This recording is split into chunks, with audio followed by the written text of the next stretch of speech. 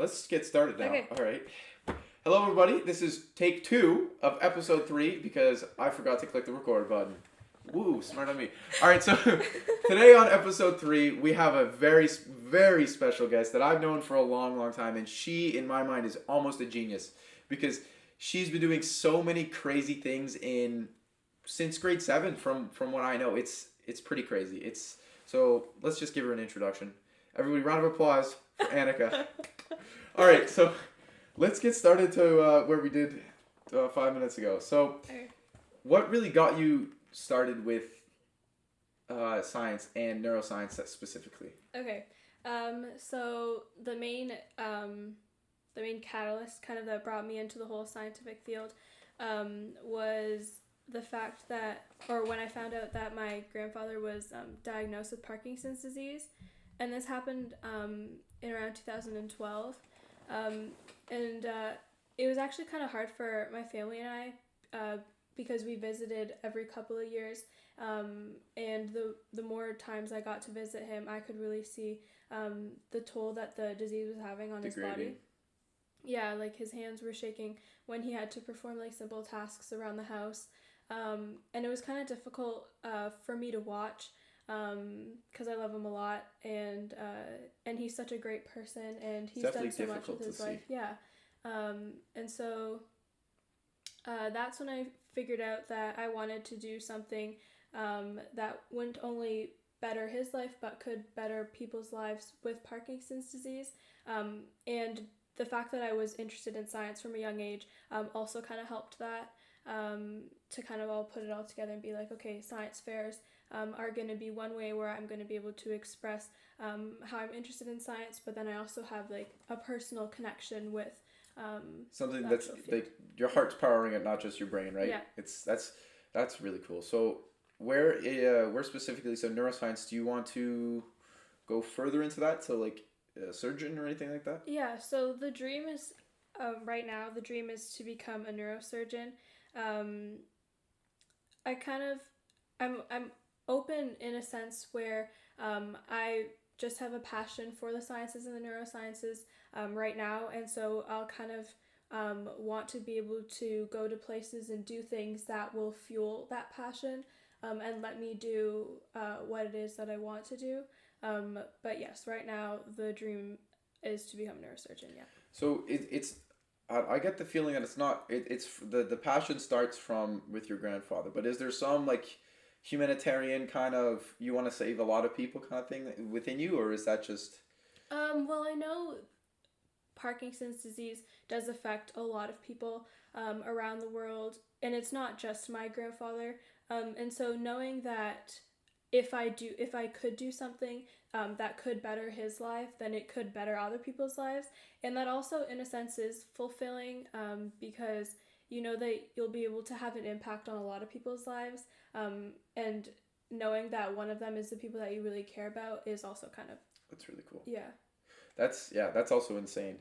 So you really got started with your studies in grade 7? Yeah, grade 7. So what did you start off doing there? Let's project in grade 7? Yeah, because I remember hearing that, and I was like, whoa, what? In grade 7, Carson was like, no way, that's not real. It was real. Yeah, it was. So in grade 7, I kind of started small, which was a good place to start for all when you're that young. For sure. And so my project kind of focused on looking at the causes of Parkinson's disease, potential causes, one being pesticides. And the link that I drew to that was we're vegetarian. My whole family's vegetarian. Yep. And so, and my grandparents living in India, they consume a lot of vegetables and stuff. And I was like, oh, people spray pesticides on vegetables. So I kind of drew that link in my mind. And I was like, oh, what if pesticides could be linked to Parkinson's disease or other neurodegenerative diseases like Parkinson's, and so that is kind of where I started my research actually, and I found that there was some correlation, and so then that's kind of what I showcased to judges at the regional fair, Bay Area Science and Engineering Fair. It's in Toronto, or not Toronto, sorry, it's in Hamilton, and then from there, I won a couple of awards at BASF, and so then I moved on to the National Fair in Fredericton, where I won a bronze with the same project.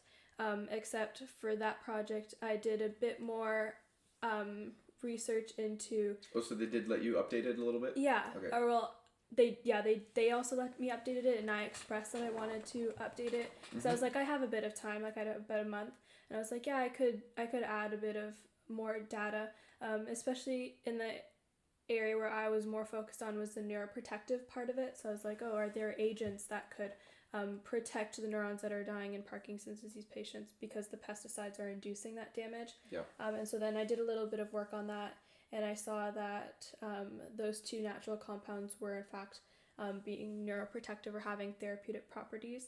And so that's how I got into it initially with my first year. And then... Wait, this was all in your first year? Yeah. I thought this was like, whoa, I thought that was like 3 years ago. What?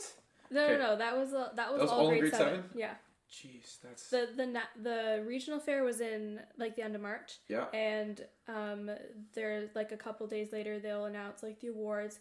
And then in May is when there's the national and international fairs. That's really so it's a quick turnaround. So I remember seeing, what was it? Something about, it was a competition sponsored by Intel. Intel. Yeah. So that's what was all that the about? Intel International Science and Engineering Fair, or Intel ISEF, Yeah. as they abbreviate it. And so I got a call in February of when I was in grade 8, and they called me and they got in contact with me, and they were like, oh, your successes in the 2015 Canada-wide competition were incredible, and so we were wondering if you'd like to be a Broadcom Masters International student, which is essentially I served as the single middle school delegate from all of Canada at the international fair. So I was like a student observer. I took part in a program that connected me with like 24, 25 others that were representing their own countries. Yeah. So it was so cool. I mean, I think it was one of the most important weeks of my entire life. I learned so much from that. And we kind of touched base on this in part 1 or take 1. But but like the passion that other people have for a subject that you're passionate about, I don't know, it's just like the environment and the space. There's so much energy, and there's just a lot going on. Like, I think the best way to put it, because the best way to put it would be, it's really just, there's so many people, so many great and like-minded people around you that it just kind of builds up. It builds not only the pressure of playing and doing well, right? But it builds up. Let's do this. This is something big. Let's put all my heart into this. Let's put as much as I can into this. Yeah. And let's see how it goes. Yeah. It doesn't really, we're like for a school fair. Yeah. Where it's just you're in your gymnasium putting cardboard things up. That's important too. That's it's a good start. It's a good That's start. important too, but the pressure of like a big, large scale conference, especially something sponsored by a big brand like Intel. Yeah. That's amazing. It is. It's a very good environment. And there's a lot of positive exchanges about science, and people form a lot of connections. Like, I'm still in contact with a lot of the other delegates that I met from that program. I mean, we still talk on a regular basis, like, how's your projects, or like, what research are you doing? And they're all doing amazing things. So yeah, that was like my elementary school experience with science fairs. And then in high school, when grade 9 started, I took it a lot more seriously. Because obviously there was much more that I saw that I could do after having been to ISEF in grade 8. And I kind of took it from there. I did a project on looking at the protective effects of a protein on dopaminergic neurons, which are the neurons that are dying in Parkinson's disease patients. And I did a little bit of work to see that it could be therapeutic. And therapeutic meaning like solving some of the main issues? Yeah, like tremors and stuff. Healing it. Oh, kind of. Healing, okay. Therapeutic is essentially like drugs are therapeutics. Like they're helping. Okay. Yeah. I was just thinking therapeutic as in a different term, but... Yeah. So I presented that at at the regional fair, and I won a gold and a couple of special awards, and then I I got to go to the national fair in May. Again, this is all in the same year. And I presented the same project, and I got a silver medal, which was I was really happy with that, because I'd found kind of my safe spot, being science fairs, and I was like, yeah, this is something that I really want to do. And it's rewarding when you get awarded for something that you're really passionate about. It kind of drives you to keep going, because sometimes people give up, and I hate seeing people give up, Me too. especially with something like science or something that you're passionate about, and you see someone who starts out with that much passion, but then they kind of lose hope for a lot of reasons. It dies out, not only because like personal reasons or something like that. It could be anything, but Exactly. I think it's sad because there's so much, you should do so much to promote like fields that you're interested in, whether it be business or science or something else. But yeah, just keep people interested.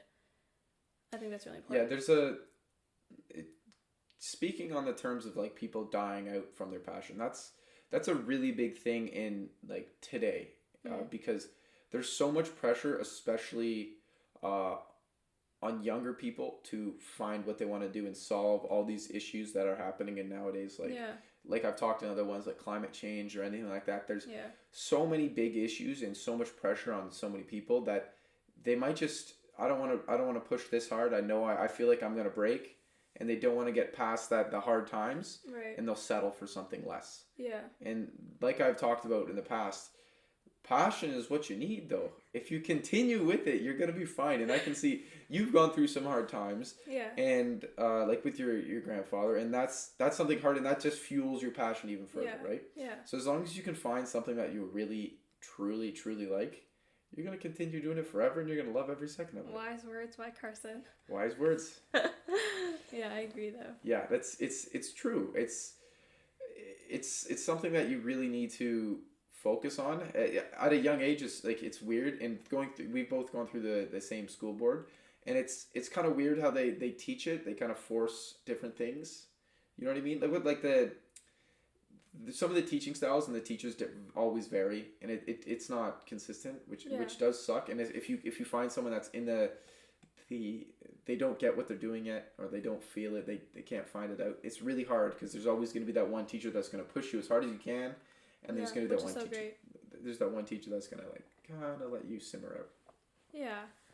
It's tough though. I mean, for me, I guess, like, always taking science courses throughout high school, and I'll be taking some next year as well, but I think it's just really important to stay connected with the field of your interest, whatever it may be, and to just find ways to be engaged with it, and if you're not engaged, then maybe like step back and rethink about different ways that you could take this. I think talking with people helps, like figuring out what you may or may not like. For sure. But you should definitely give stuff a try. Like, you'll never know if you don't try it. Exactly. Yeah. I didn't know this little podcast thing would be something I'd enjoyed, because I watched a lot of them, right? Right. And I think that's like nowadays, like a lot of our age group and above and beyond are all there. It very a lot of people like enjoy them. It works. So I was just like, hey, why not order 2 microphones and try it out? And it worked. I'm enjoying it. You tried out how your science fair. You're like, hey, I really want to solve this. Let's see if I can do that. Or like kind of see how far it takes you. See how far it takes you, and I can see your passion right now will take you really far. Yeah. Oh, thanks. And it's I know I don't know what it is, but I can feel it, and I know I'm gonna segue into the next question, but I know it's gonna take you far, and I know you're gonna be able to adjust to all the new technologies that come out. Right. So because you can already tell through whatever thing you're in, there's always going to be a change in technology, whatever that's engineering to science, business, the trades, anything like that. There's always going to be an adjustment, right? Right. I can tell you're going to handle it, and I'm just curious how you think that will cause issues or cause solutions. Yeah, I mean, that's a good point to bring up, because we know technology is always advancing, and it does fail on us at times. Like today. Thanks, camera. Take 2 of this. But I think if you handle it safely, like you don't get, or not necessarily you don't get too excited. Like there's limits that you should set on technology. I guess with science it's a little different. Um, we do rely on technology like microscopes and stuff like that to be able to, do some of the work, Yep. preliminary work. And fancy microscopes do help us like go farther and beyond than what other people have looked at before. I'm just curious, what's how far can they? So with the research that I did, I didn't have to deal with super fancy microscopes. Yep. I mean, they did multiply it maybe like 140 times, maybe 200 times, because I tested with nematode worms about 1 millimeter long. I wanted to be able to see like the cells in their bodies. Yeah. There's like whole scientific procedures about that, but I didn't use a lot of fancy microscopes and stuff like that, but for some other areas of science, advancements of technology like you bring up, like that could play an effect on how it does shape the ways we're interacting with science and performing science. But I think generally it'll be beneficial because technology is something that's always going to change and always going to do good things and connect us with other people. So yeah, we'll just have to wait and see. Well, exactly. We'll have to see if the world is still around in a couple of years, right? The world will be around. I know, it's just a joke, but it's really cool to see how fast everything's adjusting, right? Especially because you can see 10 years ago, because I'm a car guy, I know a lot about cars. If we bring it into something that I actually know, that like it's still science, but it's like you can see how there's some cars in the past years that I've just gone, oh, I can drive on my own now. Like there's no issue. Like Tesla's just killing the game with, we'll drive on my own. We'll see. It's like that, just small. See how far it takes. Yeah. So exactly. In those 10 years, you can see how much in advance. I just can't wait to see how far technology will take, like neuroscience or any other science or just science as a whole. Even business too. Business too. But it's like, whoa, like it's gonna be something really to look out for, and not look out for, but like always keep your eye on it, because you never know. It's gonna be, we might cure something sooner than we might think, just because some crazy thing might come out. Yeah, you never know. Like that's what's cool. So I'm also curious, you were talking about earlier about Mac, how you're working in Mac as a like a volunteer, or so I'm in as like a student researcher / volunteer, and when I'm getting in contact with professors that I want to work in their lab, when I express that that I'm interested, if it's their field or the work that they're doing, once I like kind of let them know that that's what I want to do, they're kind of like really open to the fact of letting someone young like into science and into something that they're interested in. I'm sorry, what'd you say? You were talking about how you were bringing people in, like they were bringing people into McMaster, right? And like you were one of the volunteers that's working in there, and they like bringing in people that are younger just to kind of show off and bring in a build your passion more, I guess. Right, like in all the labs that I've worked with, there's like a whole range of ages and students. Some doing their PhD, some undergrads doing like summer projects, and then sometimes you see other students as well. I think the big thing is people always want to get other people interested into subjects that they find interesting. Like for someone that's interested in science, they want to bring other people that could be up and coming or the next generation to come and kind of join them and be like, yeah, you're really interested too. Let's see where this takes us. Or be business, or like, you come, let's collaborate. Let's do something cool. Sure. Let's do something new. Like there's always that sense of bringing new people in and then collaborating with them, and it could take you places. Yeah. That's also a great thing. Yeah. Just being able to like collaborate with people. Like today, I wouldn't have been able to understand anything that you're talking about, because I would have had to spend hours and hours on a computer looking something up. But just a quick collaboration, whether that's one episode or two takes. Yeah. It's really cool, and I feel you definitely got a ton of networking with your fairs, right? So you're definitely still talking. You, like we said earlier, you're still talking with all your friends from there, which is it's cool, because those are going to be people you'll see in the future, and maybe they'll be able to help you out there. Exactly. Like that's the whole point of I guess any fair, you brought up how you did your kind of business fair too. Yeah. There's a lot of people you can network with, and I think it's really important in this day and age where social media is kind of like blowing up, and there's a lot of collabs that take place, whether it's beneficial for both parties or not. Mm-hmm. I mean, that's all something to take into account, but just collaboration in general, like especially in a field like the sciences, it's really important because that's how you make discoveries. Is like, oh, you have something cool that we could test out because we have the facilities. Let's work on something together. Yeah. That's actually how I got I got to where I am with this project, because the lab that I'm working with is in collaboration with a lab in the States, and they're like, oh, we developed this peptide, we need people to test it, and the lab that I'm working in is like, yeah, we're gonna take it, we're down to take it. And so that's how I got my hands on the peptide, the peptide protein that I tested with. So how did you get into the lab though? Like, how did that all start out? Yeah, so I know a lot of other science fair friends know that it's a similar affair every year. You email professors, and like sometime over the summer with project ideas that you're interested in.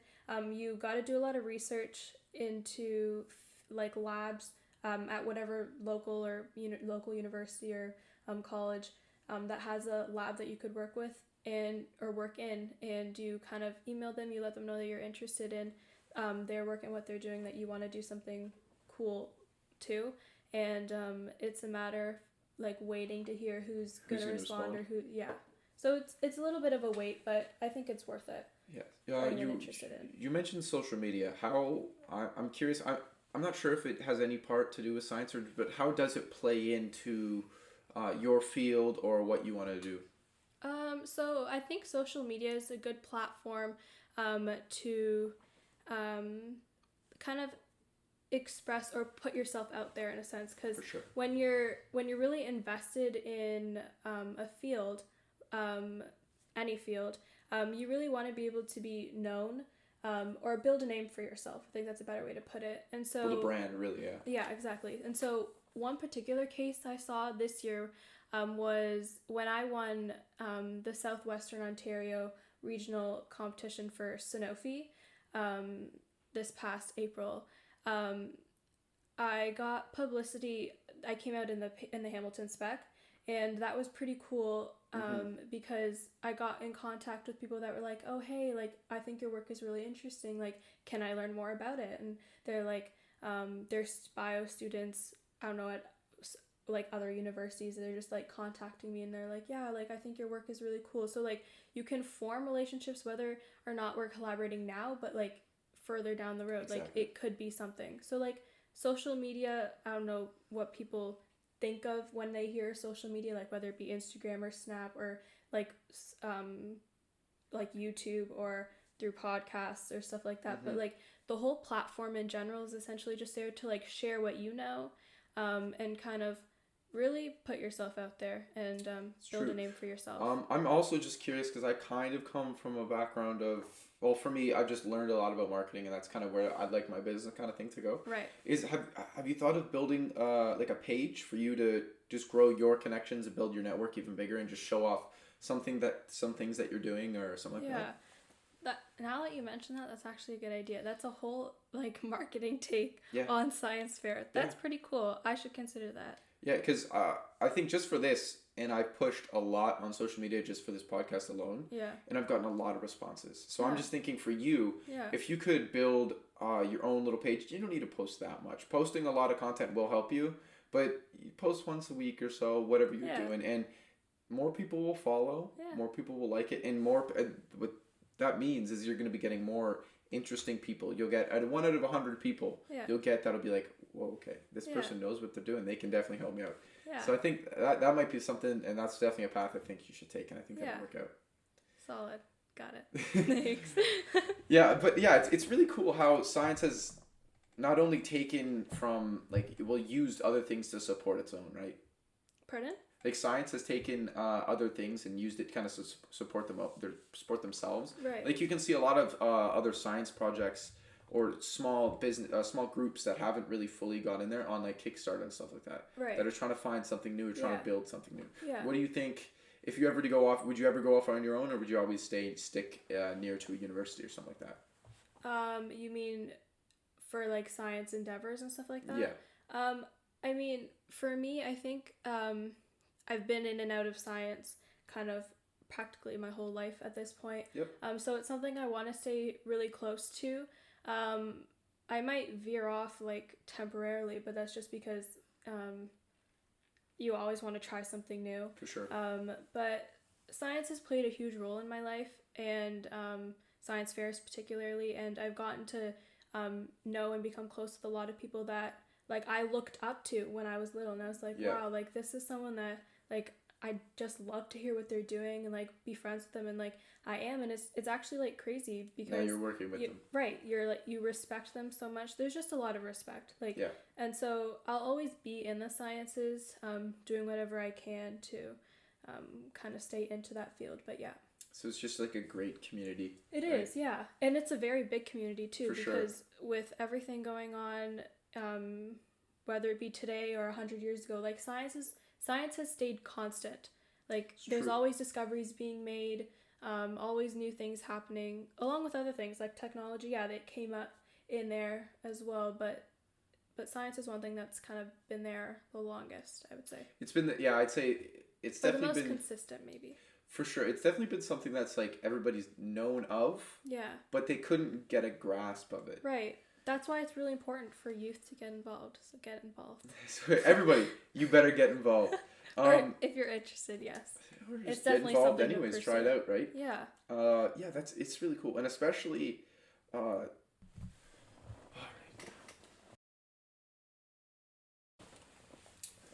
What was it? You were talking about something on the. Oh yeah, so here it was. You were talking about how you mentioned this. Sorry, it was about how we know more about our we know more about space than we do our oceans and our brain. Yeah.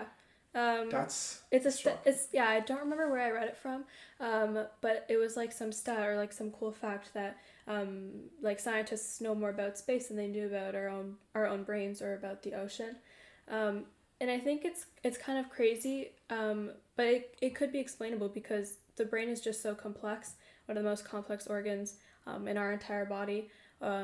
And there's just so much that we don't know about it, which is why preliminary research, like some of what I'm trying to do, is necessary for the purposes of this field. Yeah, that's really interesting. On that note, guys, that's a big wow, right? Yeah. And we haven't even really touched the We've just touched the surface of like what neuroscience is and what you're going into fully, and I'll definitely need to have you on again, but. That's crazy. All right, everybody. Thank you for coming to episode 3, take 2, because the camera stopped working. Thank you, Canon. But yeah, thank you, everybody. We're going to be doing 3 episodes a week on Monday, Wednesday, and Friday. Thank you for coming out again, and thank you for everybody listening on Apple Podcast and Spotify Podcast. Thank you.